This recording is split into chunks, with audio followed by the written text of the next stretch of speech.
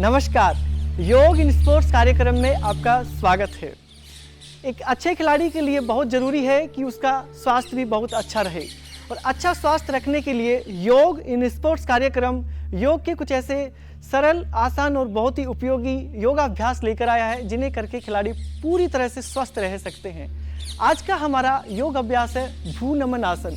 भ्रूनमन एक ऐसा आसन है जिसे प्रत्येक खिलाड़ी को करना चाहिए, चाहे वो किसी भी खेल का खिलाड़ी हो। इससे हमारी मांसपेशियों को आराम मिलता है, साथ ही हमारी जो रीढ़ की हड्डी होती है उसकी फ्लेक्सिबिलिटी काफ़ी अच्छी हो जाती है।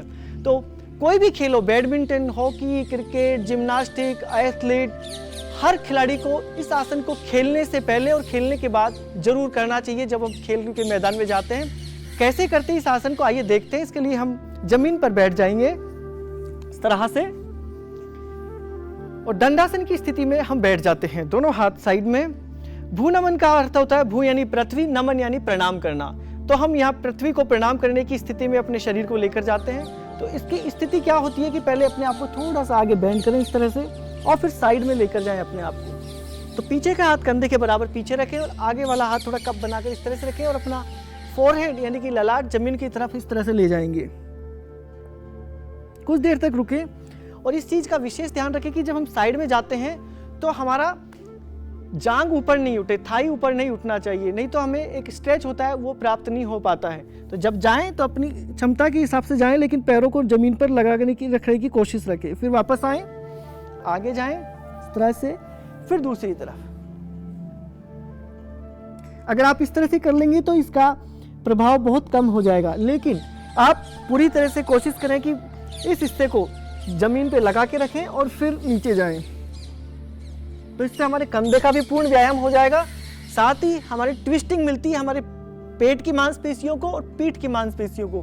तो इस आसन को आप दोहरा कर सकते हैं। वापस एक बार फिर से देखेंगे, इस स्थिति में रुके लगभग 15, 20, 30 सेकंड के लिए।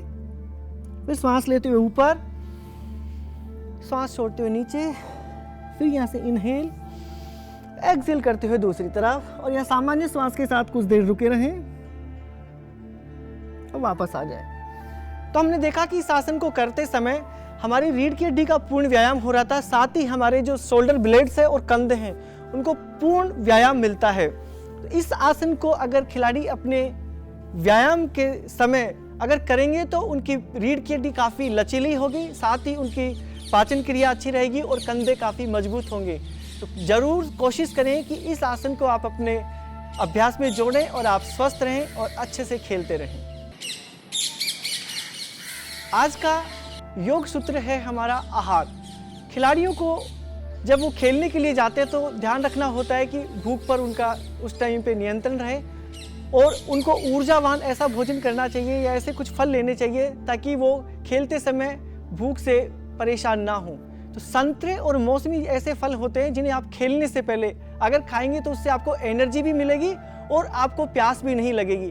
तो खिलाड़ी कभी भी जब भी वो खेल शुरू होता है उससे पहले संतरे या मौसमी को सीधा खा सकते हैं या उसका जूस ले सकते हैं। तो संतरा और मौसमी के फलों को खाने से पेट भी आपका अच्छा रहेगा, साथ ही आपको खेलने के लिए तुरंत जो ऊर्जा चाहिए वो भी आपको प्राप्त होगी।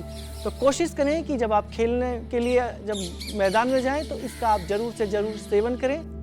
नमस्कार।